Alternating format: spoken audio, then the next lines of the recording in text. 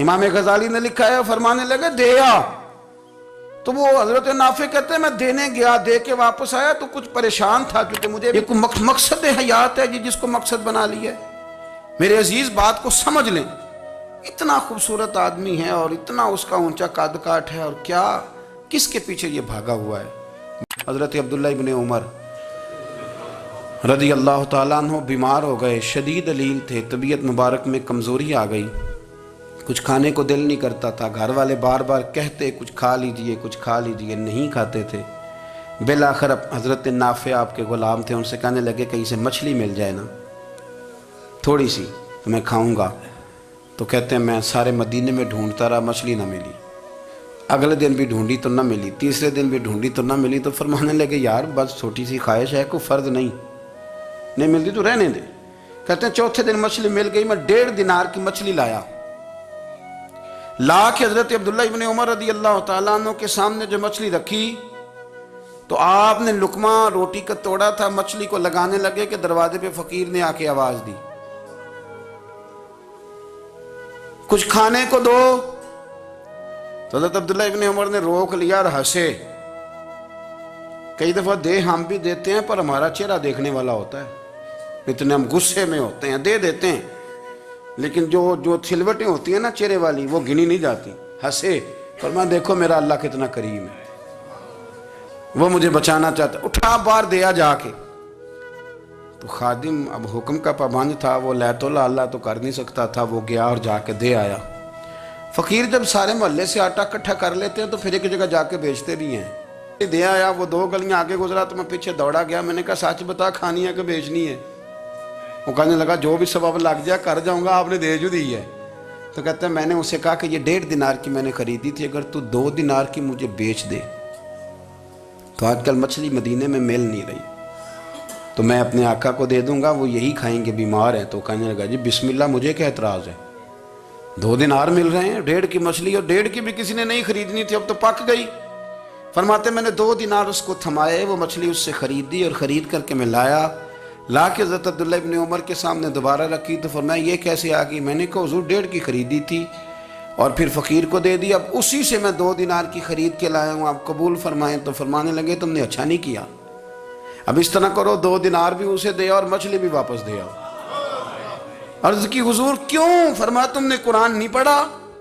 حضور پڑھا ہے، فرمایا رب فرماتا ہے لن تنالوا البر حتی تنفقوا مما تحبون، تم بھلائی کو اس وقت پہنچو گے جب اپنی پیاری چیز راہ خدا میں خرچ کرو گے۔ امام غزالی نے لکھا ہے، فرمانے لگے دیا، تو وہ حضرت نافع کہتے ہیں میں دینے گیا، دے کے واپس آیا تو کچھ پریشان تھا، کیونکہ مجھے بھی 4 دن ہو گئے تھے نا تلاش کرتے، تھوڑی طبیعت میں مایوسی تھی کہ اتنی محنت سے میں نے لایا اور آپ نے واپس کر دی۔ تو حضرت عبداللہ ابن عمر نے مجھے قریب بٹھایا، پھر مجھے تھپکی دی، فرمانے لگے پتر میں نے ویسے بھی کبھی جھوٹ نہیں بولا، اور آج کل تو میں ویسے ہی بیمار ہوں، ٹائم ہی نہیں، وقت ہی نہیں، موقع ہی نہیں جھوٹ بولنے کا، میں تجھے سچ بتاؤں مجھے مچھلی کھا کے اتنا سکون نہیں ہونا تھا جتنی اللہ کے راستے میں خیرات کھا کے مجھے سکون ہوا۔ تو تجھے تو میری راحت سے غرض ہے نا کہ مجھے راحت کیسے ہوتی ہے، تو مجھے سکون ملا ہے، راہ خدا میں دے، میں نفسانی خواہش پوری کر لیتا تو یہ میرا نفس کل پھر مجھ سے مچھلی مانگتا، پرسوں کہتا نہیں چھوٹے گوشت کی یخنی بھی چاہیے۔ ہم لوگ الجھ گئے ہیں، بہت بڑے قیدی ہیں اپنے آپ کے، بڑے قیدی ہیں، سارا دن اپنی خواہشات کی تکمیل میں بھاگے رہتے ہیں، بڑے بڑے سونے نوجوان۔ میں ان پہ تنقید نہیں کرتا، مجھے ان پہ ترس آتا ہے، جب میں رات کے اندھیروں میں انہیں ٹیلی فون لے کے چوکوں میں کھڑے دیکھتا ہوں تو مجھے رحم آتا ہے، میں کہتا ہوں دیکھو نفس کی خواہش کے پیچھے یہ کیا مثلاً آخر کیا ہے اس میں، ایک عورت کے پیچھے تباہ کر لیا اپنے آپ کو، یعنی زیادہ سے یہ کوئی مقصود ہے، یہ کوئی مقصد حیات ہے جس کو مقصد بنا لیا ہے۔ میرے عزیز بات کو سمجھ لیں، اتنا خوبصورت آدمی ہے اور اتنا اس کا اونچا قد کاٹ ہے، اور کیا کس کے پیچھے یہ بھاگا ہوا ہے، بڑا سمجھدار، دانشور، عقل مند آدمی، ذی روح بندہ، لیکن اس کا سٹیٹس آپ یہ ملاحظہ کریں کہ وہ 20-40 ہزار کی خاطر جھوٹ بولتا ہے، دھوکہ دیتا ہے، فریب اور فراڈ کرتا ہے۔ ہم اپنی نفسانی خواہشات کے پیچھے اس طرح بھاگتے ہیں کہ ہم اصل سے رہ جاتے۔ میری باتوں کی سمجھ آ رہی ہے آپ حضرات؟ تھوڑا تھوڑا کر کے، ایک ایک کر کے ان کی باتیں کم مانیں، وہ ضروری تو نہیں نا کہ سویرے ناشتہ بازار سے اپنی مرضی کا تگڑا کیا ہے، بازار سے لا کے پوڑیاں چنے بہترین کھائے، اور پوڑیاں چنے ابھی کھائے نہیں، شاپر میں ڈالے ہوئے ہیں، اور وہ لے کے ابھی آ رہا ہے، تو ساتھ ہی رستے سے گوشت بھی چھوٹا اچھا لگا تو 2 کلو وہ بھی لے آئے کہ پوڑیاں چنے کھاؤں گا اور دوپہر کے لیے گوشت پکاؤں گا۔ وہ پہلے یہ تو کھا لے صاحب، اس سے تو نجات پا لے، یہ پتہ نہیں ہضم ہوتا ہے کہ کچھ اور کرتا ہے تیرے ساتھ، لیکن وہ گوشت بھی ساتھ لے آیا۔ یعنی ٹیبل پہ، ناشتے کے ٹیبل پر بیٹھ کے فیصلہ ہو رہا ہوتا ہے کہ ہم نے کیا کھانا ہے، ہم نے کدھر جانا ہے۔ سنگیو یاد رکھو، باتوں کو سمجھو اور غور کرو۔ یہ تھوڑا تھوڑا کر کے جب ہم چھٹکارا حاصل کرنے کی کوشش کریں گے نا، چھٹکارا حاصل کرنے کی، کہیں جگہ سے، کسی جگہ سے اگر آپ کو تنبیہ ہوتی ہے نا، تنبیہ، اس میں بھی بڑا مزہ آتا ہے، اس میں بڑا۔ ہمارے ایک بزرگ تھے، تو ایک دن نا میں گیا تو کہنے لگے الحمدللہ آج میں بڑے سکون میں ہوں۔ میں نے کہا جی وہ کیا ہوا؟ کہنے لگے میں اپنے آپ کو بڑا پیر صاحب سمجھنے لگ گیا تھا۔ تو ایک وابڈا کے کسی آدمی سے کام تھا، تو میرے ایک دوست نے مجھے کہا کہ پیر صاحب اس کو ٹیلی فون کر دیں، سنا ہے آپ کا عقیدت مند ہے۔ میں نے اس بندے کو ٹیلی فون کیا تو کہتا پیر صاحب میں عزت آپ کی بڑی کرتا ہوں پر یہ کام نہیں ہو سکتا۔ کہتے ہیں جب اس نے مجھے کہا نا تو کچھ بھی نہیں، تو مجھے بڑا مزہ آیا ہے، ورنہ میرا تو نفس پھول گیا تھا۔ میں تو سمجھتا تھا کہ جو میں کہتا ہوں ویسے ہی ہو جاتا ہے۔ کہتے اس نے تھوڑا سا نا مجھے لیول میں کیا ہے، مجھے مزہ آیا۔ یہ لوگ نا اپنے اوپر بوجھ ڈالتے تھے، یہ تھوڑا تھوڑا پیچھے ہٹتے تھے، یہ سمجھتے تھے کہ اس طرح تو ہماری تکمیل رہ جائے گی۔ صبح سے شام تک اگر اسی نفس کی باتیں مانتے جائیں گے تو خرابی کرے گا۔ دولت کا نشہ ہے بھائی، دولت کٹھی کرنے والا کسی جگہ سیر نہیں ہوتا، حسن کا نشہ ہے، حسن کا نشہ ہے۔ حضرت ابوبکر شبلی رحمۃ اللہ علیہ فرمایا کرتے تھے جو تیری بیٹی کو خوبصورت سمجھ کے اس کے ساتھ نکاح کرنا چاہے اسے بیٹی نہ دینا۔ حضرت جی کیوں؟ فرمایا حسن تو تھوڑے دن کے بعد ختم ہو جائے گا، پھر وہ اس کی قدر نہیں کرے گا، وہ تو کہیں اور منہ مارتا پھرے گا۔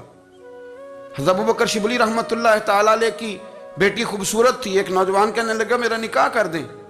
آپ فرمانے لگے پتر تو 1 مہینے کے بعد آنا، کر دوں گا۔ بڑی موٹی تازی خوبصورت صاحبزادی، تو حضرت نے اسے دوائی کھلائی، اسے پخانے لگ گئے، جو پخانہ کرتی ایک مٹکے میں سنبھال دیتے۔ تھوڑا وقت گزرا تو وہ ہڈیوں کا پنجر بن گئی، مہینے بھر میں دست اتنے آئے کہ کمزور ہو گئی۔ تو ابوبکر شبلی 1 مہینے کے بعد نوجوان کو بلایا، فرمایا ادھر آ تیرا نکاح کروں۔ بچی دکھائی تو وہ کمزور بستر پہ پڑی، فرمایا شادی کر۔ کہنے لگا اس سے نہیں میں نے کرنی۔ فرمایا یہ وہی ہے؟ کہنے لگا جی نہیں۔ فرمایا تو کہتا تھا مجھے عشق ہے، کدھر گیا تیرا عشق؟ کہنے لگا حضرت صاحب آپ کیسی بات کر رہے ہیں؟ فرمایا ادھر آ۔ پھر وہ مٹکا جس میں گند رکھا تھا وہاں لے گئے، فرمانے لگے تیرا اس کے ساتھ عشق تھا، یہ ہے تیرا عشق۔ فرمایا اسے تو میں 4 دن روٹی کھلاؤں گا پھر تندرست ہو جائے گی، لیکن میں دیکھنا چاہتا تھا کہ تو میری بیٹی سے پیار کرتا ہے یا اس کے چہرے پہ آنے والی کچھ وقت کے لیے سرخی سے پیار کرتا ہے، اس لالی سے پیار کرتا ہے جو جوانی کے وقت بچوں اور بچیوں پہ آتی ہے۔ کس چیز کے دل دادا؟ یعنی کیا مطلب؟ نفس کی غلامی، سراسر غلامی، اور پلٹ پلٹ کے اور بڑے بڑے سیانے بندے چھوٹی سی خواہش کے لیے، بڑا سمجھدار آدمی، بڑا سیانا بندہ۔ میں ایک بڑے بزرگ عالم تھے، میں ایک دفعہ ملنے گیا تو پائے پکا رہے تھے، خود پائے پکا رہے تھے، تو وہ بڑے پیار کی بات ہوتی ہے نا جی، تو تامت باندھی ہوئی اور بڑی جناب خستہ حالی، اور وہ پائے پکا رہے ہیں۔ تو میں نے ان سے کہا، میں نے کہا حضرت جی پائے تو کسی اور نے بھی پکا لینے تھے، آپ بخاری لے کے بیٹھتے، چلو میری طرح کا کوئی بندہ آپ سے استفادہ بھی کر لیتا۔ اب پائے آپ لائیں گے، پھر پکائیں گے، پھر آپ کھائیں گے، تو یہ تو 24 گھنٹے آپ کسی کام میں گزر جائیں گے۔ تو یہ ایک چھوٹی سی خواہش کے لیے، میں کسی چیز کو حرام نہیں کہہ رہا، قرآن پاک کی جو آیت پڑھی ہے صرف اس کی تفسیر آپ کے سامنے عرض کر رہا ہوں۔ ہماری خواہشات ماں پالتی ہے، آپ کو نہیں پتا کتنے دکھ سہتی ہے۔ میں ان ماؤں کو جانتا ہوں جو بیٹے کے حصوں کی مار بھی اس کے ابے سے کھاتی ہیں، مار کھاتی ہیں وہ۔ ایک خاتون ایک کان سے سنتا نہیں، میرے پاس ایک دفعہ آئی، کہنے لگی 60 لگ گئی سی، کوئی دعا کر دیں یا کوئی وظیفہ پڑھ، ڈاکٹر کہتے ہیں ٹھیک نہیں ہو سکتے۔ میں نے کہا باجی صحیح بتاؤ مسئلہ کیا ہے؟ کہنے نہیں کچھ بھی نہیں، مسئلہ کیا ہونا ہے، پتر غلط نکل آیا ہے، اس کا باپ روز مارتا ہے، آج میں آگے گئی ہوں تو اس نے ایک تھپڑ میرے کان پہ مار دیا، تو پردہ پھٹ گیا۔ مائیں مار کھاتی ہیں، لیکن وہ پتر جس کو بڑی محنت سے پالا ہے وہ جوان ہوتا ہے تو اماں سے کہتا ہے تجھے چھوڑ دینا ہے، پر جس لڑکی سے میرا ٹیلی فون پہ رابطہ ہے اسے نہیں میں نے چھوڑنا، وہ نہیں چھوڑ سکتی، ہر شے کچل جاتا ہے وہ۔ اماں کبھی لیٹ کے رات کو سوچتی ہے کہ یہ تو میری کل کمائی تھی، میں تو آج بھی اس کے حصے کے تھپڑ اپنی گالوں پہ برداشت کر رہی ہوں، تو یہ کدھر گیا؟ اردشیر نام کا بادشاہ تھا، حضرت محدث ابن الجوزی آج سے کچھ 700 سال پہلے لکھتے ہیں۔ اردشیر بادشاہ بڑا خوبصورت تھا، جوان تھا، بڑا عقل مند تھا، اس نے اس طرح کی قریب کی ساری ریاستوں پہ قبضہ کر لیا، بڑا عقل مند زیرک تھا، قبضہ ہو گیا۔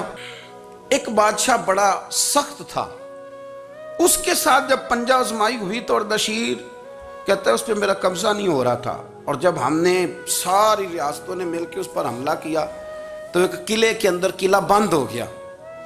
اردشیر بڑا خوبصورت آدمی تھا، بڑا سمجھدار تھا، تو وہ بادشاہ قلعہ بند ہو گیا، اس نے کہا نکلنا ہی نہیں، اب وہ اندر بند ہے، یک بارگی حملہ کیا تو وہ بڑا قلعہ تھا اس میں بند ہو گیا۔ اس بادشاہ کی نا جس پر حملہ کیا، اس کی بیٹی اچانک ایک دن قلعے کی دیوار پہ چڑھی تو اردشیر کے حسن و جمال کو دیکھا تو عاشق ہو گئی، اور اپنے ہی باپ کے خلاف اسے کہنے لگی کہ اگر تو میرے ساتھ شادی کا وعدہ کرے نا تو میں تجھے رستہ بتاتی ہوں حملہ کرنے کا۔ اس نے کہا میرا وعدہ رہا، تو رستہ بتا۔ اس نے رستہ بتایا اس لڑکی نے، اور بادشاہ نے حملہ کیا تو اس کا باپ قتل کیا، اس علاقے پہ قبضہ کیا شادی کے وعدے پر۔ ہاں نفسانی خواہش بندے کو اندھا کر دیتی، نہیں سمجھ آتی اس کو میں کدھر جانا ہے، اندھا کر دیتی۔ حملہ کیا، اور جب اس لڑکی کو لے کے آیا نا اپنے محل میں، تو پہلے دن شادی کی پہلی رات تھی، تو بستر بچھایا کنیز نے، تو وہ کبھی کروٹ ادھر بدلتی کبھی ادھر بدلتی، تو بادشاہ کہنے لگا کیا ہے؟ کہنے لگی بستر میں کچھ ہے، مجھے تکلیف دے رہی۔ اس نے چراغ جلائے اور جب بستر اٹھایا تو ایک اتنا سا دھاگا نکلا، دھاگے سے عموماً تکلیف نہیں ہوتی، تو اس نے کہا تو اتنی نرم و نازک ہے کہ دھاگا؟ کہنے لگی میرا باپ نا میرے ساتھ اتنا پیار کرتا تھا کہ روز میرا بستر بھی خود بچھاتا تھا، اور اس نے آلہ رکھا ہوا تھا، وہ ناپتا تھا کہ کوئی پایا اونچا نیچا تو نہیں، میری بیٹی کا بیلنس سوتے وقت خراب نہ ہو جائے، اور میرے لیے گوشت اور کپڑے بھی خود پسند کر کے لاتا تھا، کھانے پینے کا خود خیال کرتا تھا۔ اردشیر کہنے لگا اچھا وہ اتنا پیار کرتا تھا، اور پھر تو نے اس کے ساتھ کیا کیا؟ کہنے لگا بلاؤ کنیزوں کو بلایا، فرمایا اس کو اٹھاؤ اور جلاد کے پاس لے جاؤ، اسے کہو کہ اس کے بال ایک گھوڑے کے ساتھ باندھے، پیر دوسرے گھوڑے کے ساتھ باندھے، اور ایک گھوڑا ادھر بھگا دے، کدھر بھگا دے، یہ جس کے باپ نے اتنا پیار کیا یہ نفس کی اتنی غلام ہے کہ اس کی وفادار نہیں رہی تو میری وفادار کیسے بنے گی؟ اس نے اتنے نازوں سے پالا کہ دھاگا اسے برداشت نہیں۔ او یارو یاد رکھو، اگر نفس کی غلامی کرو اور بڑے بڑے وفاداروں کو چھوڑ کے غلامی کرو تو پھر کہو وفادار مل جائیں، کوئی بول اب لڑا نہ بول بیٹھی ہوں دے خسم ناراض بڑ بولیاں دے، کہاں سر کھائے تے بلبل ٹھنڈ پائے، بڑے فرق نہیں سجنا بولیاں دے، جڑیاں خسماں دی وچ رضا وسن، بھاگ جاگ جاندے انہاں گولیاں دے، آپ ادلیاں نو سردار پین تکے تے شرما والیاں نو چوٹے ڈولیاں دے۔ اپنے نفس کے پیچھے چلو گے تو یہ تباہی ہے، جب ہم نے کسی سے وفا نہیں کی تو یہ کیا امید ہوئی کہ دنیا ہم سے وفا کرے گی؟ اللہ رسول کی مرضی کے مطابق اصول پسند زندگی بنائیں، ایک ایک کر کے اپنی خواہشات سے پیچھے ہٹیں، تھوڑے پہ گزارا کرنا سیکھیں، اپنے نفس کو سمجھائیں۔ ضروری نہیں کہ روٹی ہر وقت مزے کے لیے کھائی جائے، کبھی کمر سیدھی کرنے کے لیے خشک روٹی بھی کھا کے دیکھو، کبھی سادہ کھانا اس پہ بھی اکتفا کرو، کبھی تھوڑا کھر کے اچھے طریقے سے سادے کمرے میں بھی اللہ کو یاد کر کے دیکھو۔ نفس کے پیچھے نہ بھاگیے گا، تباہی کرے گا۔